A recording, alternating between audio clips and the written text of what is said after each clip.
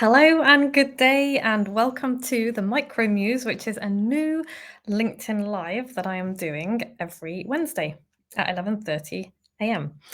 I'm Vicky Quinn Fraser of Moxie Books, and I am a non-fiction writing coach and book coach. And today, I want to ask you the question: do you want to be correct, or do you want people to actually read and understand what you're writing? Because those two are not always the same thing.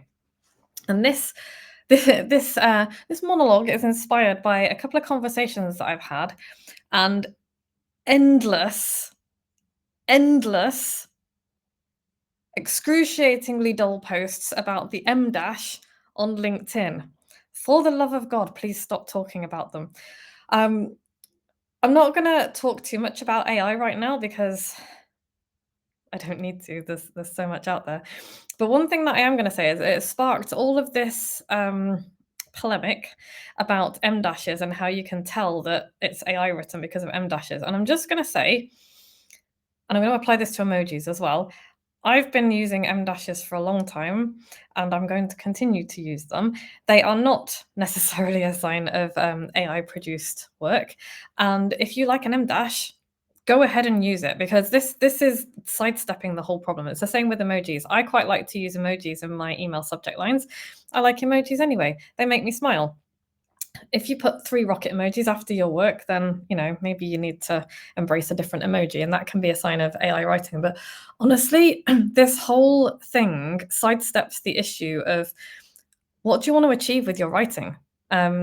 Do you want to stand out from everybody else? And if you do, if you want people to read and understand and enjoy your writing, the key is to tune out all of this noise and instead develop your own voice and focus on who you are and what you want to do with your writing and what you want to do with your voice. So related to that is this argument about what's correct and what's not correct, because I saw a rage bait piece the other day, again on LinkedIn, that just made me roll my eyes so far back into my head that I think I pulled something. Which was somebody had posted a headline from one of the UK newspapers, let's say, and the headline was something along the lines of, "If you use a full stop, you're going to offend Gen Z," and it was rage bait. That wasn't the whole story. What they meant was in a text message, because if somebody puts a full stop at the end of a text message, then I think they're being abrupt, and I'm not even Gen Z. I'm an elder millennial. But the wider point of the issue was a lot of people were jumping in there. Not all of above a certain age, but quite a lot, and saying, "Oh, kids are offended by everything these days, blah, blah, blah." And it just went on and on and on and missed the point of language changes. Kids today are going to change our language. Our language bears very little resemblance, certainly everyday language and slang language, to how Shakespeare used to talk. The language of Shakespeare is not the same as our language. The language kids used in the 50s and 60s is not the same as the language kids use today. I don't understand my little nieces and nephews half the time. And do you know what? That's fine. If I want to understand them, I can make an effort to learn what a skibbity toilet is. If anyone can help me with that, then feel free to drop a comment. But my point is, language changes, and we can either change with it and understand what's going on, or we can resist it and get left behind. It's as simple as that. So, when you're getting cross about rage bait headlines, have a little bit of a look deeper and think about how we're using language. Why are we using it the way we're using it, and who are we communicating with? I'm not going to use the phrase skibbity toilet when I'm talking to people who are of my own age about writing, because they're not going to understand it. But if a brand is marketing to Gen Alpha or whatever it is, they might want to reference that, and it's fine. So, language changes, grammar rules change. You can use M dashes if you want, and you can use emojis if you want. And while we're on the subject, what is correct? What is the correct way to use language? There is no correct way. People made up grammar rules way back when. Grammar rules change all the time.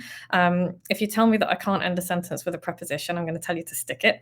And if you tell me that I can't split an infinitive, I'm going to go boldly ahead and do it anyway, because there's correct, and then there's writing like a human and using your voice. And that is the main point that I would like you to take away from this and from all of these mini episodes. I would like you to develop your voice. The whole point is that if we want people to connect with us, if we want to make connections with people, if we want to share our experiences with people, if we want to change hearts and minds and persuade them to do whatever, maybe buy our products, maybe take part in an event, maybe, stop being a dick to those people over there, we have to write like we mean it. And that means using our voices, like finding out what's the language that I use, what are the little verbal kind of ticks, what are the Vickyisms, as one of my friends put it, that I use in my writing that people know it's me. And we don't have to be trite about it, we don't have to be fake about it, but we do have to develop our own voices. And to do that, we have to set aside like worries about, oh, am I sounding right? Am I using the right word? Am I speaking like the Queen's English, which we don't need to do? And remember that all of this stuff is rooted in elitism and a way of saying, I'm better than you. You know, I'm better than these people over there. You're not speaking properly. What's even properly? And there's been a lot of talk about this in the media with Rachel Reeves and, you know, her working class background. Good. That's who I want looking at. You know, I'm not saying that she's perfect, but I want diverse voices looking at the way the world is run. I want to hear from diverse voices when they're telling their stories and sharing, you know, sharing their experiences. And we can't do that if we're forcing everybody to speak in exactly the same way. This isn't the BBC in the 1950s.